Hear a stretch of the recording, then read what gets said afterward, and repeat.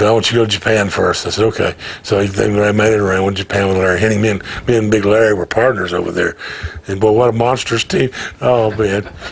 You know, I love Larry Hennig. The first week I'm there, I break Larry's rib. One of the boys just cover him, and I go in to do the kickoff. The guy kicks off, and the guy kicks off, and I kicked real hard, kicked Larry in the rib, broke his rib. Larry gets mad, and he's chasing me around the ring going, stop, come here, I'm going to kill you. You broke my rib, So I took off in about 2 days. He couldn't find me. So I said, God, he's going to beat the hell out of me. Larry's going to beat the hell out of me. So I come back, and he says, where you been? I said, well, I'm not coming around here. You hollering at me. He said, well, don't leave like that. He said, I'm lonely. He said, my rib does hurt, but I didn't mean for you to leave. Plus, an old wrestler named Pat O'Dowd lived in Odessa, and Joe Blanchard lived in San Antonio. So there was training facilities for people to get trained. In Corpus Christi, there was a big training facility there, which like Vern Gagne's training facility, and there was only a few places to get trained. And that's what's happened now to the feeder system to Vince, and it's going to happen to him sooner or later to this TNA group. They've got these young little guys, flying guys, acrobats coming out there. We don't have any guys trained anymore to know what to do. If you told a guy to go out and make a 2 out of 3 fall match and bring the people back, well, they'd leave the first fall. See, in the old days, there was a first fall with the people. They'd do that for intermission, and they'd go get some soda pops, and people couldn't wait to get the popcorn, go to the bathroom, hurry up and get back, see what's going to happen second fall. Because old Big Lothario was there waiting on Wahoo or Johnny or Valentine or Kanitsky were waiting on them. They were getting their break, you know. Then they got back, then the second fall happened. Then they'd beat the stuffing out of each other, and the third fall be coming up, and they'd go back and get some more popcorn, go to the bathroom, take a leak, come back. They're waiting for the third fall. I mean, it'd wear you out. Whew. Those people leave very wrung out. I wish I could have seen something. Oh, they were wrung out. I mean, these people, they leave Corpus Christi, San Antonio, or Atlanta, and DBI, Blassie, and all these old guys did these 2 or 3 falls down here in Albany, Georgia. They were wore out. Old man went home. He done got his $4. He can't wait. They used to buy tickets. They'd work the third fall angle. Will be based upon next week. They counted on TV, but the third fall was the angle for next week. So that when the people on the way out, be sure now, the second fall was a setup. Be sure and get your tickets for next week before you leave. They would usually sell half the tickets if it was good going out the gate on their third fall. They'd stop and get tickets for next week because they'd announce, well, that second fall, superstar hurt George's kid and beat the stuffing out of him. George went nuts, and I don't know, something happened to George. They left him laying back behind the building there, and we ain't sure what happened. You're going to have to come back next week and see what happened. Yeah. So next week they're going to see what happened to George. Yeah. See, it took a master. And all that's gone. That's what's lost. He lost him with the Toulette's. As much as I disliked him, the Louis Toulette's, the George Scotts, the Johnny Weavers. They had this knowledge. They got this knowledge in their brain how to present Becker. They've got these knowledges. Even old out from Albuquerque there. The old timer that was Becker's partner, the other guy, Hanson's partner. Rip, all these old guys. They knew all these things, how to bring people back, you know, and Thez was a master at that. But oh God, Lou was, God bless him. I worked with Lou and just it was more like Dory Funkish. Whew, slow. I told Dory one night in the middle of the ring, I said, please, I said, before they all leave, I'm fixing to quit. I'm gonna drop the fall. I mean, honest to God, I'm gonna drop the fall before they all pass out, before I go to sleep. Well, you don't feel that way. I said, I do feel that way with Dory. I love you, but you know, stay out of my. As great a champion as he was, my God, that time had gone. Not the time of knowing how to bring people back. Ole thought he knew. Dusty thought he knew. Then they're in charge of these big companies, but they sold themselves out for TV. Quick TVs. They sold it out. both of them, focus on the and arena. lost focus on the arena as to what really counted, and time, commercials, and what they wanted, not what the people wanted. That's where it got lost. So Oldie starts doing these run-ins one after another, and Dusty starts doing these They knew what to do. These guys knew what to do. They had it, you know, how to create 2 out of 3 fall matches, because he learned it from Gene Anderson. He learned it from the master. Gene Anderson was a master at bringing people back, because he came from the old Johnny Weaver school. Johnny Weaver's got a book someone needs to get a hold of. It's he's got a book this thick of finishes and things, and but he's got it deciphered into his code.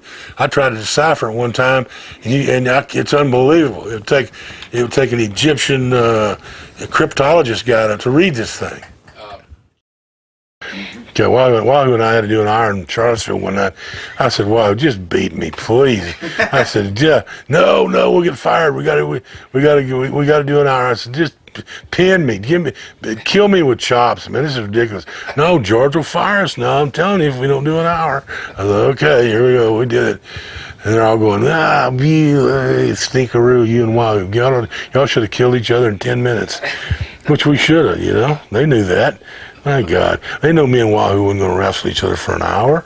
My God. Wahoo was pretty good. He didn't like it either, though. He didn't like laying around there for an hour. And Johnny dictated that. Johnny, there's a lot of, let's approach something about Johnny and that old group. Me, Dusty, and Billy Graham didn't care for Johnny Valentine in that group. The clique was Don Jardine, Jose Lothario, Wahoo McDaniels, Johnny Valentine, and that Reggie wasn't there. Reggie was the underneath part. There was about 10 that they traveled in a clique. Went from Texas to Florida to Tennessee to here to there, and you couldn't get in that clique. If you try to break in that clique, you couldn't get in. They were the main event. They didn't want you in there. So Johnny was always going and knocking you, hurting you. Johnny was a vicious son of a gun. And he wasn't a tough guy. He by no stretch of the Tokyo Joe could have beat Johnny Valentine, honest to God. He had the image of being a tough guy. He was not a tough guy, not even close. But he controlled the business. For an era. It was terrible in New York. New York hated that style. Johnny couldn't get over New York because that boom, grab a hole. New York was a bam, bam, bam, 5-8 minute style. Get it over with. He was just disaster there. He had to be at a place where you have somebody like George Scott, where you could lay for an hour, 2 out of 3 falls like the old Texas wrestling, and get them going. That would go with his style. You know, that's what he liked. So when I came roaring through here that first visit, I just jammed it to him. I mean, every chance I did. If I was on before him, I'd stay out there 30 minutes just irritating the heck out of him, razzing the people, getting them going, getting them on. And as I walked by him, I'd say, "Try to follow that one, will you?" Or something, you know. Or he'd say something to me like, "Well, boy, you didn't stay out there very long." I said, "I can't help if it takes you an hour to do what I do in 20 minutes. Oh, we were always jabbing each other. And Don was part of that group. And, of course, Wahoo made the transition over with that group. That was an old, tough group. Johnny and Weaver didn't subscribe to that, though. Weaver, not so much. Weaver was versatile. Weaver could switch over he could go either way. You know, I'm saying styles, mix it up or wrestle or whatever you wanted to do. Johnny could do those styles. To me, Johnny Weaver's one of the greats. Knowledgeable men of this business and just superhuman person to me. I think a lot of him. I really do. That whole group, though, but I mean, you got the Kowalskis, the Knitskis, awesome people, awesome human beings, which y'all never really got to see a lot of. Kowalski in his prime was just about, best way. Dickie told me one night, I said, "How do you feel, Dickie?" He'd been in there with Kowalski. He said, "Well, it's about like being in iron lungs and somebody turned the electricity off." He said he will not stop. The man is like perpetual beating you. Boom, boom, boom, boom. Arms from everywhere. Perpetual movement. Dickie's going, he said, I think my heart has stopped. Kowalski stopped my heart.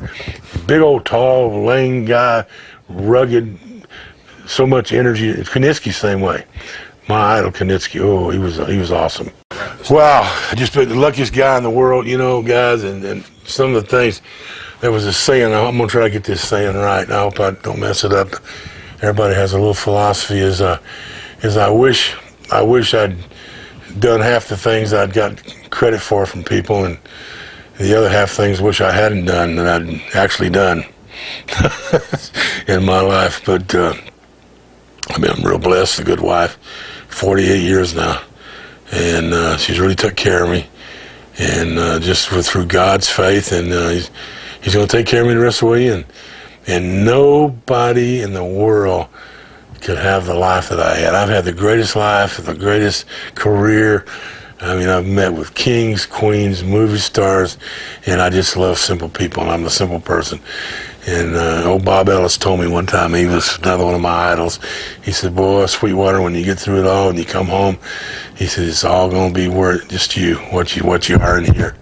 And he was right. And I just, if you don't believe in God, you got a real problem. And boy, we got a real problem going on right now. All this Muslim stuff, and Armageddon's near, and time is upon us. I mean, I hate to be a guy sounding the trumpet, but we know things are happening. And all you can do is, instead of worrying about Revelation, just get yourself right and quit trying to figure out the future, and just get yourself right. That's all I can say to everybody. You know, he says, don't worry about everything. Just get right, and we'll see, because you never know when I'm going to show up. That's all we can do. And I don't know why he's put up with me. Whew. They didn't raise me right. I didn't live right, but I know what's right, and I know what's wrong, and I know what's saved, and it's the blood of Jesus saves you. And if you can't say it, you can't do it. And if you ain't got it, sad shape. I feel sorry for you. I feel for you. And if anything's left of my legacy, man, I don't know. I just, there's a lot of things I would have done different. I wish I could have treated people better and been nicer to people. Of course, worst thing you do is sit back and look at the mistakes you made. But I tried to treat everybody like I wanted to be treated. Maybe I didn't.